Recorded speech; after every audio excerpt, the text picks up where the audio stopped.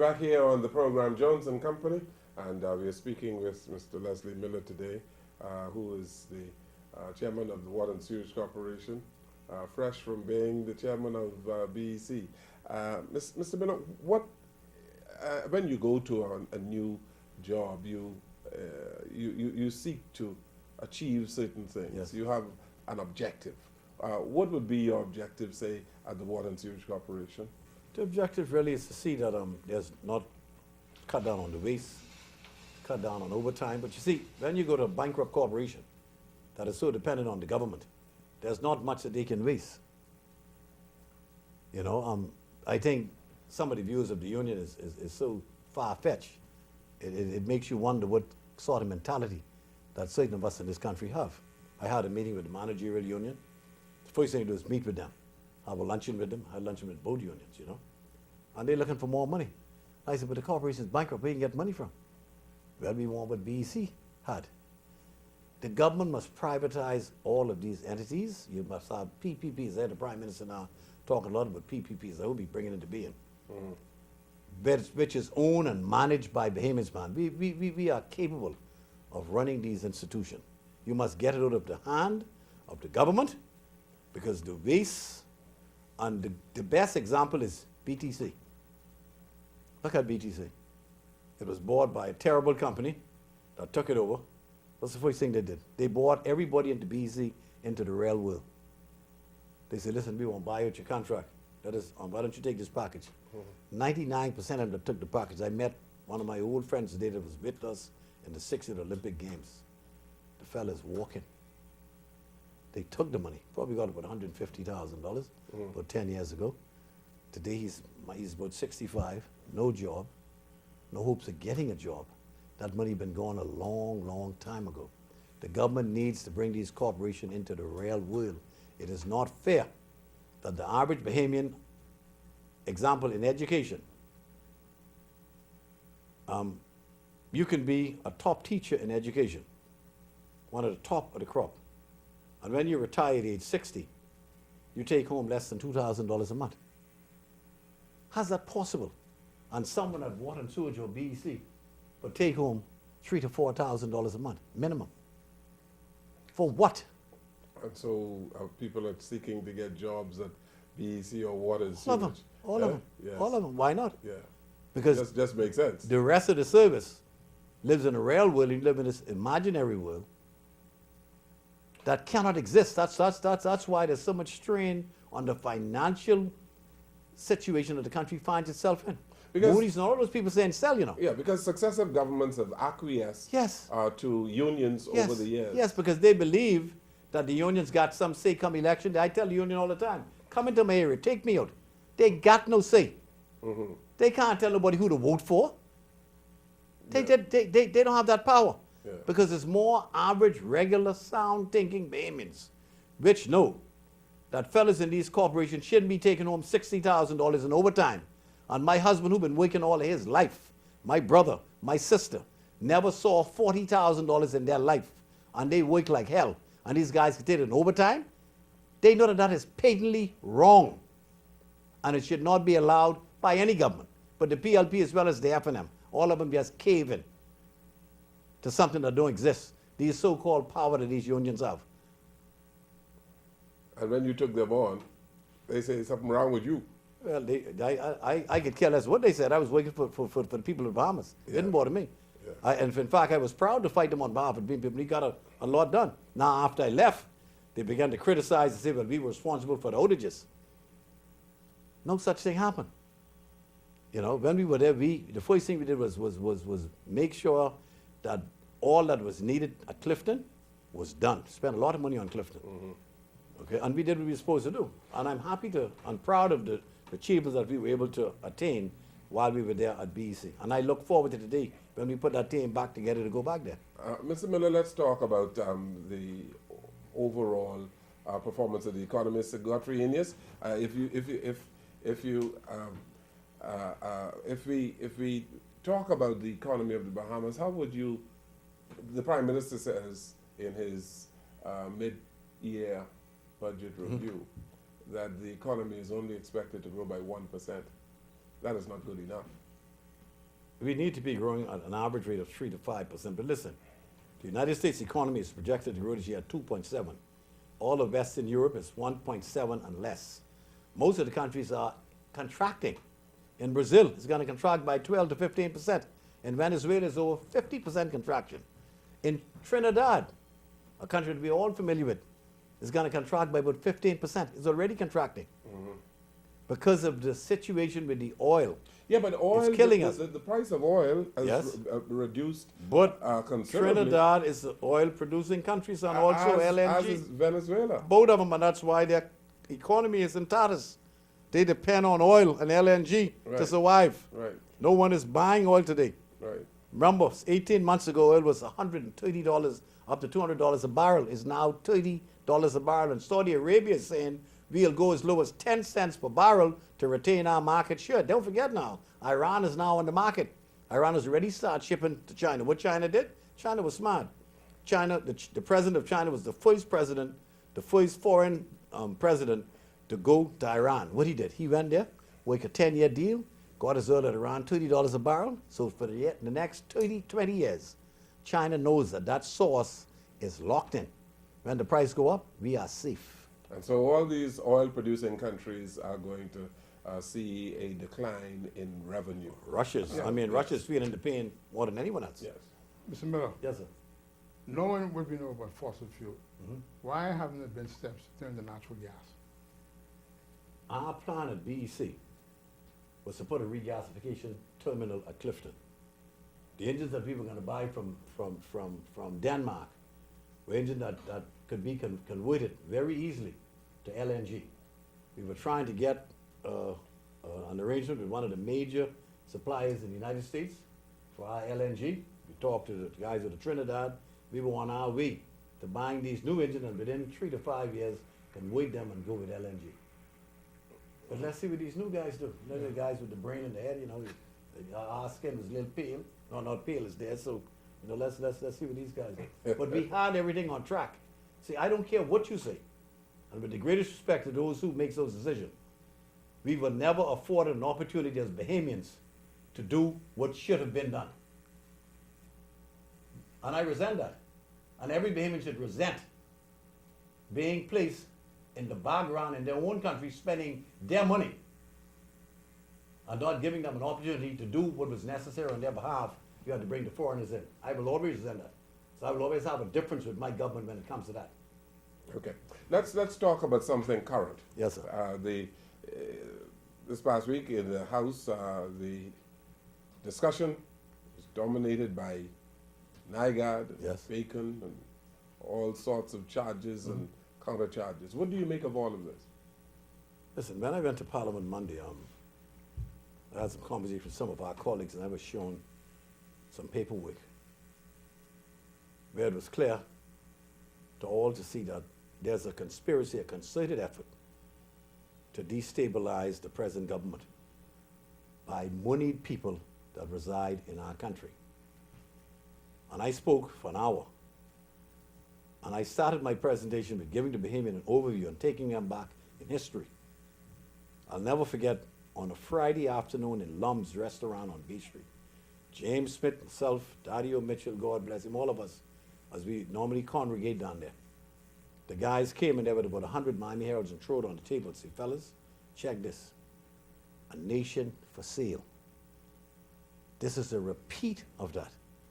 But the amateurs that they're using, the criminals that they're using here, are so amateurs in their zeal to bring this government down. Okay? Obviously, the guys went to one of the major players, Mr. Nygaard, and said certain things to him. They would protect him, I guess, from his buddy who he's fighting. And then they didn't get what they want from him, so they went and sold whatever they had from him to the other guy. The other guy was prepared to pay for it. So they formed this organization. What they call it, Watch the Bays, whatever they call it. Save the you need to Bays. damn save them. Save the Bays. The country should be afraid of them, because we need to be saved from Save the Bays. From what I saw in Parliament Monday that I spoke on, you had Bahamians there, salaries at $250,000, $175,000, $175,000, $150,000, one reverend, $150,000. Okay? Other Bahamians, 100,000. One of them running in this upcoming election. It's a total conspiracy to bring the government down. Now remember, all those funds that goes into this fund in the United States and finds its way into the Bahamas in some form or fashion, that money is tax-free. So you call your big rich friends and say, listen, man, I got this organization here in New York, and we also fund some projects in the Bahamas. You give me $1 million, you write it off as a tax write-off, therefore you're not really giving me a penny, because your firm or your entity is giving a break for some civic organization, and you get it back in tax breaks. I am very, very concerned that you have people that live among us that believe that they have the right to come into our country and dictate the rules of our country. If a major, I can't say a developer because the man hasn't, none of them really developed anything in the country except their homes and what have you. But if you have a belonger in this country that lives in one of those beautiful enclaves in our country, and they have a fight with someone else, and their idea of getting him out of the country is to destabilize the government, put in a government of their choice, that they could get rid of him, I think we have a problem, because we are a democratic state. The elections were held on the 7th of May, and the President Party won the elections. Mm-hmm. It is unfair to me and inconceivable that Bahamians would sit and direct their efforts and full attention in a conspiracy towards a sovereign government that they are Bahamians. Tell me, what should the government of the Bahamas do, given your position that this entity is seeking through various means to destabilize the government? What should be the position of the government of the Bahamas? Well, the Prime Minister has already indicated he has already returned all the files to the police. He has already asked them to investigate it fully. I think they're already doing that. But I think some of those Bahamians who were not born in the Bahamas, we should look at revoking some of their citizenships, because some of the people involved are naturalized Bahamians. They were not born here. Okay? And they have no right to be here if you're going to go in and conspire against your country. These are dangerous charges. And I was shocked today when the Honorable Member for Marathon gave his presentation and the names that he called. And he had emails going from one group to the other saying who should do what and how it should be done. And they even brought in the Commissioner of Police that they don't know whether they could trust him because he appeared to be in line with the government. I mean, these are dangerous, dangerous things. As an elected official by the Bahamian people, I take the greatest umbrage with that people can live in my country and conspire against any government, be it the FNM or the PLP. You have no right to get involved in the internal affairs of our country. You are here as a guest. Yeah. So most of them are not here as guests, eh? They are here. Well, I'm talking about the money boys. Are here as guests. Yeah, they're guests. They don't have citizenship. They can't vote. They're permanent residents. Yeah. Without the right, yeah. They have the right to work, but they can't vote. So they're not Bahamians. They don't go into the ballot box. Let's be clear on, Yes. on this, Godfrey. Let's be clear on this. The feud began between Nygaard and Bacon. Mm-hmm. Mr. Nygaard has called for a truce. Mm-hmm. Mr. Bacon apparently didn't accept that. Mm-hmm. Who is the offending party here with respect to what you say is about destabilizing the government? From my vantage point, what I've read and what I've come to know over the last few days, it appears to me that our government and our people is caught in the middle of this feud between these two titans. One group don't like the other group, and they have now been able to easily get these people, these Bahamians who would wish to say at the end of the day that we caused the government to lose, we brought a government down. And so they've been more than happy to co-conspire with, it appears to me to be Mr. Bacon, because obviously Nygaard didn't put up no money. I understand some $8.2 million in funds has been expended so far. By this effort. By whom? By Bacon, from what I understand. And I'm sure that we have the necessary information to verify that these things are true, all going through a prominent law firm, which one of the key members a senior partner in that law firm. I mean, this is serious business. And I am happy that the government was able to bring out some of the facts. I mean, even the chairman of the Free National Movement, from what I saw, and he has admitted this morning, works for this entity. I mean, these are serious charges, but this happened before. I will never forget, I told you, from 1983, when the Miami Herald, when NBC and Jane Pauley and the other investigative reporter went after this government. So Lyndon Paul Adley flew to New York and met with them and refuted those charges. And we went on. It was a tense publication. The London Times came out against us, the Financial Times of London, and they went all around the world giving this country a bad name and giving Sir Lyndon a bad name. And I'll never forget, when the time came for the 87 general election, they called the biggest rally that we had ever seen at the Oaks Field Sports Center. The late leader then of the F&M, Kendall Isaacs, called that rally that night. Thursday night, I'll never forget. He had over 20,000 people at that rally. I mean, we were scared. I was scared as hell. As a young politician running for the first time. And that next morning, an interview down at headquarters, Lyndon called us there at 9 o'clock. See, be on time. He's probably there for 8 o'clock. We got there, the press came, and they said, Sir Lyndon, it appears as if your government is finished. This is the biggest rally ever held in the Commonwealth of Bahamas. I said, yes, it was a good rally. I said, what do you have to say about that, man? What are you going to do?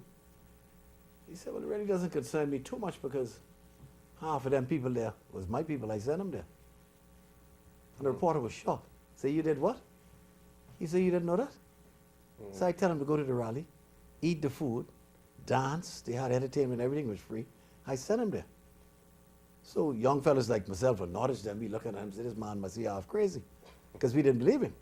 So when they left, we went into our meeting, and he said, fellas, I can call a meeting for Saturday. We said, Saturday? We don't have rallies on Saturday. He said, you're having the first one this Saturday. Everybody, he was still scared of the rally on Thursday. He said, where? I said, the Sports Center. I said, what, sir? I said, the Queen Elizabeth Sports Center, that's where we have my rally. I said, man, them fellas that had 20,000 cylinders. You know how big that place is? How we can fill that? He said, we are going there on Saturday. Go and get yourself ready. We went there Saturday, and we had about 10,000 more than them.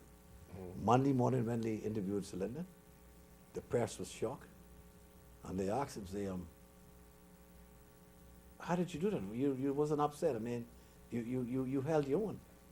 And he said to them, he said, just like Muhammad Ali said to Howard Cosell before the trial in Manila with Joe Fraser. And Fraser said he was going to kill Muhammad, he's going to hit him with some blows, could bring down a city wall. He said, you forget what Muhammad told him, man. I said, what was that? He said, if you see the bear and me fighting, have the bear. That's how great he was. Let's take this final break on the program. This is Jones and Company. We'll come right back. And we won.